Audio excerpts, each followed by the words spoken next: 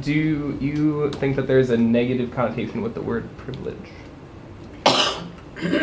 I think for some people it is, and I think my experience has been, and I never say blanket everyone because everything does not apply to everyone, but my experience is when it comes to privilege and the word privilege around the whole social justice and equity, that for my experience that sometimes my white brothers and sisters have a more difficult time with the idea of privilege.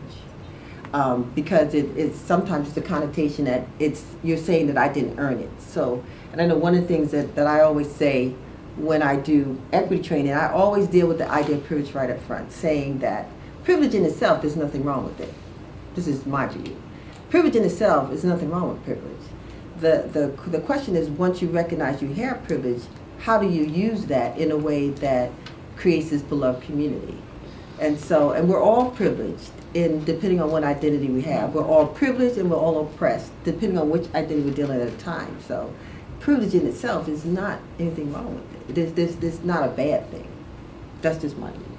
And the only thing I would add is that I think a lot of times privilege is also, in parentheses, is white guilt. Mm-hmm. And I think there's a lot of people in this world who don't think about their privilege, and then when they are either confronted with it or begin to think about it, they begin to feel guilty.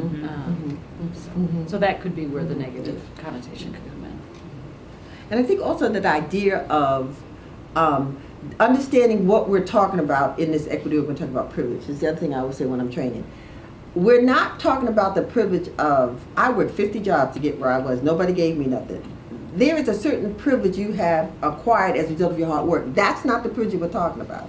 I honor that, I respect that. But for the equity work, that's not the kind of privilege we're talking about. And I think that kind of gets back people away from that you're disrespecting that I worked hard, and it's not just because I'm white, black, or green.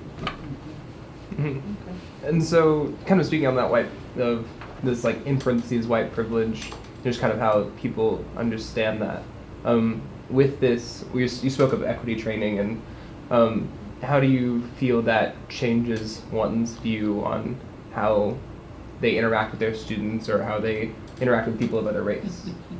We hope that it starts to open the door, open the mind of teachers. I'm a district equity trainer, as is Annelle and Betsy, and we go out into the schools and we train. We train teachers, principals participate. All of our board has been trained, so our hope is just to get people thinking about what's going on in other kids' lives. And yeah. It's I think therein lies the struggle is to, as a trainer or anyone who is working or to help bring awareness to a blighted situation or any other student situation. I think therein lies the struggle, is helping someone change their mindset about a particular group. And it goes back to how we are programmed, socialized to see people of different races, different backgrounds, different orientations, different religions. We are really socialized individuals, and it doesn't mean all of us are socialized in some way or another. So I think that is the basic struggle with bringing awareness to equity issues, social justice issues.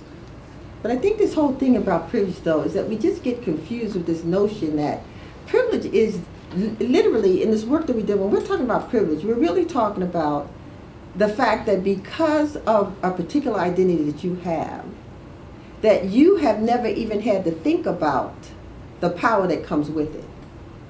And so really that's the essence of when you get to this idea of privilege. I use this example a lot. I have some friends when they were over the house one night. I used to tell the story a lot. I had some friends over the house. I had some of my white girlfriends and some of my black girlfriends. And we just happened to be sitting on my couch where a couple of my black girlfriends were on this side and my two white girlfriends on this side.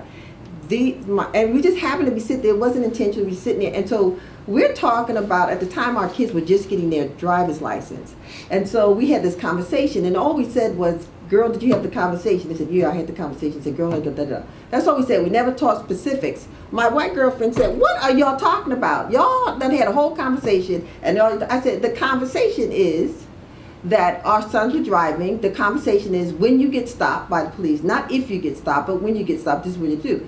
So my white girlfriend said, "I have never even had thought about it. I never had that conversation." I said, "That's privilege.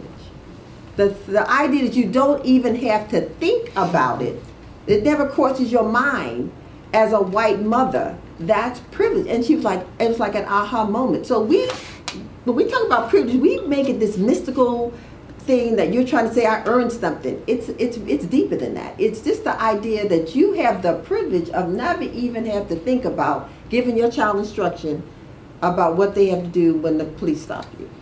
I think back to socialization, we all are socialized from the very beginning, from birth. The things that our parents teach us, the media, what is taught to us.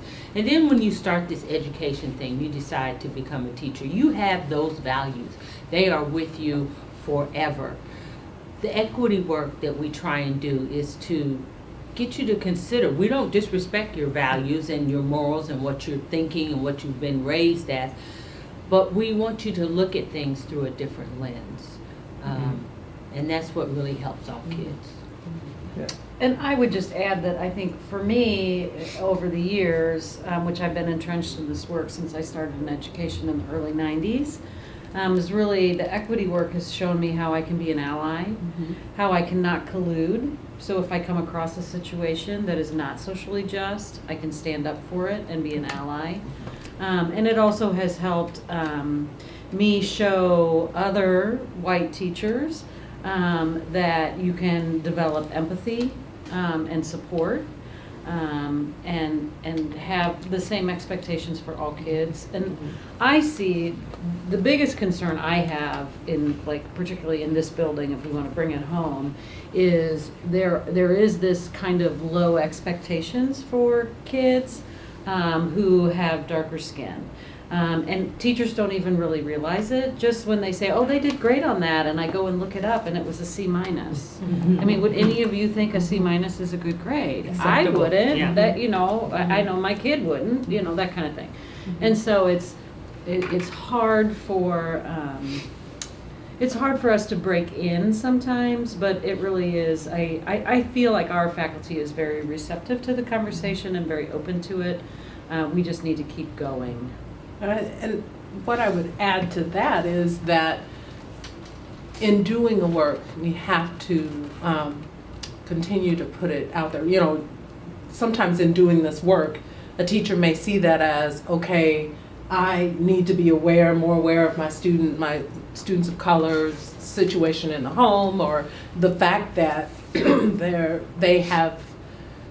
a potential for inequity, that sometimes that is perceived or taken, you know, in terms of when the action comes out, to do what exactly she's describing in terms of, okay, this is what they're talking about. I've got to lower the standard.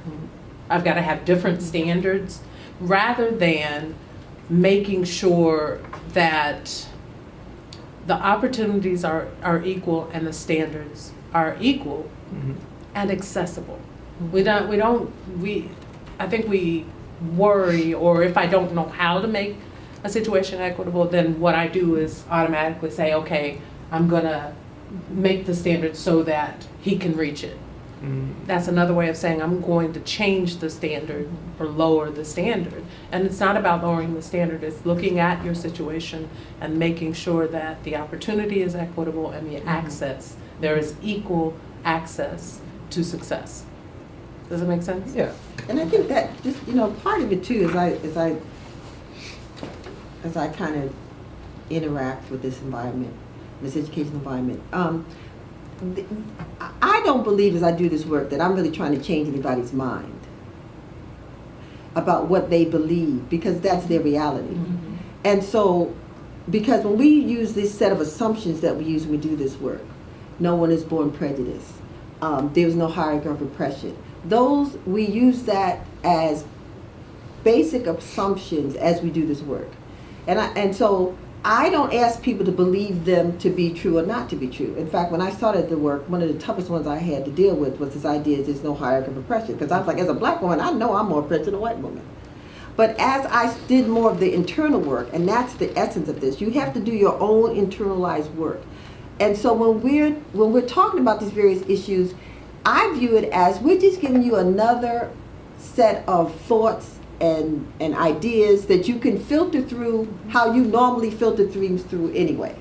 And so if you come up with a different thought or an expanded thought, it's all good. But it's because there's certain things that I have not changed about that I believe.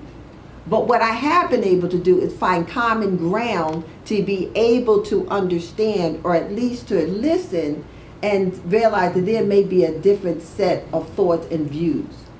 And so I think that's so sometimes I think for educators, they think, but you're trying to change your mind, and nah, you can't. You can't change a person's mind. Just trying It's to get you a new right, pair of glasses. Right. Yeah.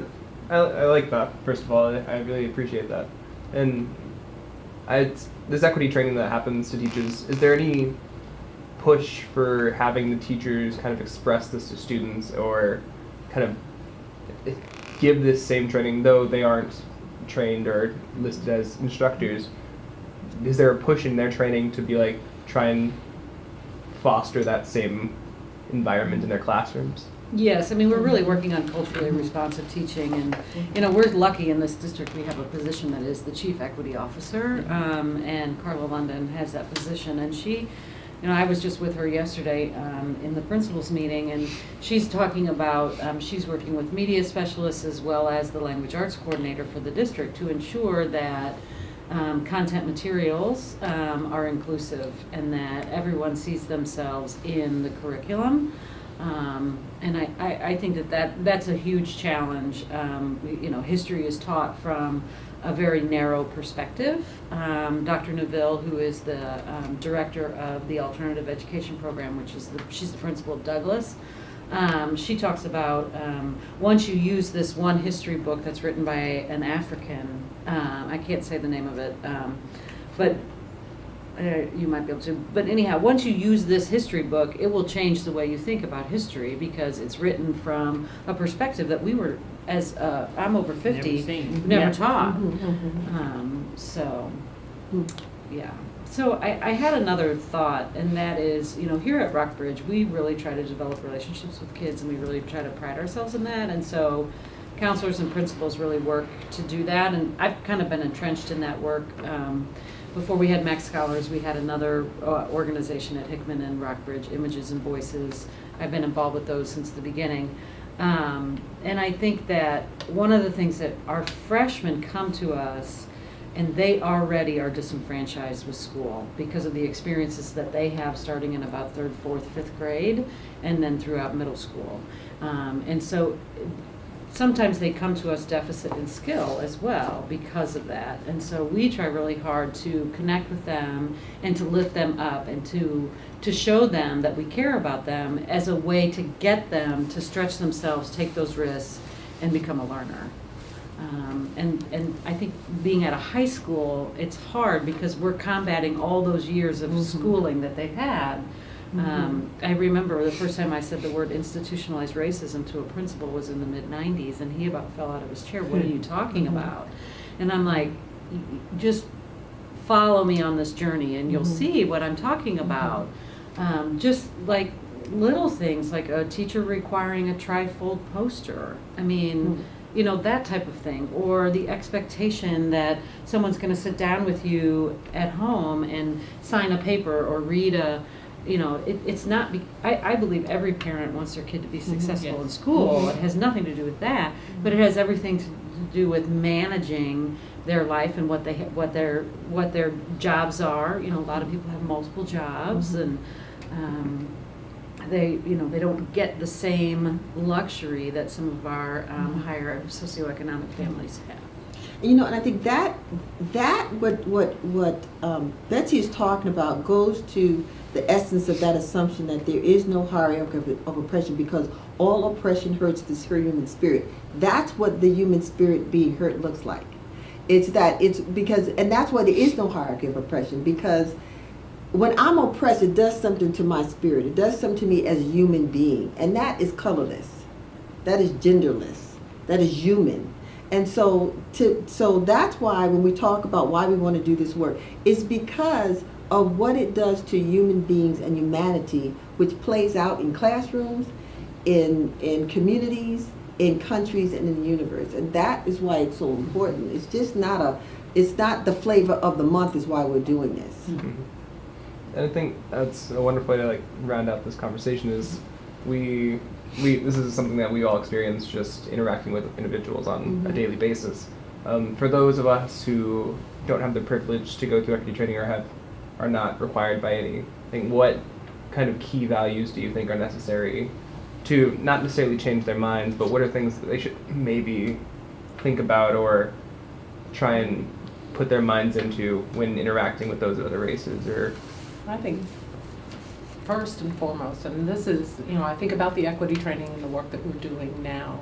I think where we are now is a product of all the work that was done and has been done prior to here, and I'm grateful for where we are now. I'm grateful that there is a push, and we were just talking about our children and how they're woke, so to speak.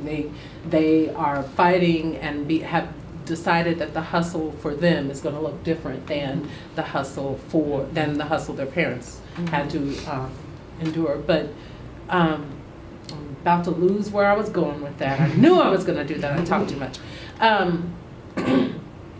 But I really honestly believe that the key is to get woke if you're not there, to learn and understand, and not just say, I understand, but to take that understanding and to put it into action. That once you understand that some of the things that you're doing by, based on your privilege or not doing, Or your socialization. Socialization. Once you are educated that exists, where do you go with it? What do you do with it? How do you see a need to change your practices and, dare I say, your beliefs in how the system should look? And that, to me, that is what garners trust from me as we go through this process together. And I have to do the same. That's where I was going when I said, we hope that a person will hear and go through this training and come out on the other side with a desire to change some part of what they've been socialized to believe, do, etc. Because that's what's going to make this work valuable. Otherwise, if you just sit through the trainings and you hear it, I've been at a training where someone said, I guess I'm going here and be beat up for being white. And I think that's the essence. This work is individual, internalized work. Most of us as human beings are not necessarily self-reflective. And when you start really doing the work, when I've done my work, there are some things that I didn't feel good about myself about. There were some beliefs I had, some things I was even transmitting to my own children. And I had to recognize that it's not a character assessment of me as a human being. It's just I've been socialized a certain way, and I've come up with certain thoughts and ideas. And so that's what makes this work so difficult. And that's what makes this work, like it just doesn't happen overnight. It's like a state of readiness. And it's a process that's very difficult and can be very ugly. And so, but if we're going to make a change, we have to be willing to do that work. But we also have to give folks grace and ourselves grace to be in a state of readiness to do that work. And as far as students, I'm sorry, Betsy, Go ahead. where you going? Yeah. Kind of back to your original question. It's just about knowing who you are, which I know a lot of times you all don't, but reaching out to the other side. People that you don't know, being open. being curious. There's nothing wrong with being curious. If you've built a relationship with someone outside of your race, that's fantastic. And if you guys have come together and you can go, well, why does your family learn about each other? That's where it all starts. That's where young folks can start, is just opening up to everything and everyone that's around them. Yeah. And that's exactly what I was going to say. I mean, I think really for me, for a lot of kids and a lot of adults, it's really a lack of exposure. And so, you know, I have been the only white person in the room, or the only white person on the bus, or I've had those experiences in my life, and so I'm very comfortable in many settings. I've lived abroad. I've done all kinds of different things. But I think that's one thing that I would give to the youth is go ahead and do those different things. Right now I'm doing this thing that's behavioral economics. One of my friend's daughters is studying that actually at Harvard. But so if I go into a business in Columbia and I don't see any brown people, I don't go back to that business, and often I will leave. Because I want to make sure that I am spending my dollars in places that support everyone in our community. And I get really uncomfortable if I walk into a restaurant and there's not a brown person in the room, and I don't want to stay. I just don't feel comfortable. That's some of the action that we talk about. Is I am sorry, I'm saddened for people who go through their entire lives and are not fortunate enough to have lived with, worked with, shopped at, basically expose themselves to other cultures in ways that are genuine and intentional, not the I have a black friend. I've got a black friend. I've got a black friend. But when you look at it and you turn it around and you look at their lives, you know that they are very, I work with black people, so I got black friend work people, but their lives are totally engulfed in their own culture, their own backgrounds. Yeah. But you know what I think encouraging for me is that I see more of this generation that they don't have some of the same lines that they draw between each other. I mean, I look at my own sons, I look at their friends, I look at the kind of music that they, I knew the first time he knew this is my own bias, he knew it was a country western song. He just singing, and I'm like, how do you know that song? He says, that's the jam. And I'm thinking, and I'll be honest, in my bias, a brother knows. Tennessee whiskey. that song for our children. I've seen more covers by African Americans, Yes. Hispanics, whites. I've seen those on Facebook, and I was like, that's a true country song. But that's encouraging to me. I just feel like when I look at my own sons that I think this generation are not hung up on some of the things that my generation was. And that's encouraging to me, that they are searching out, that they don't make the bias, natural assumptions that sometimes I make. So I find that really encouraging. I'd like to get them off the tobacco. Yeah. I'd like to add Yes. that. The jewels need to be burned. Yeah. Okay. Yeah. We can do this. This behavioral addiction. Yeah. And thank you so much for this great conversation. You're welcome. I'm excited to see the other sparks. Thanks, guys.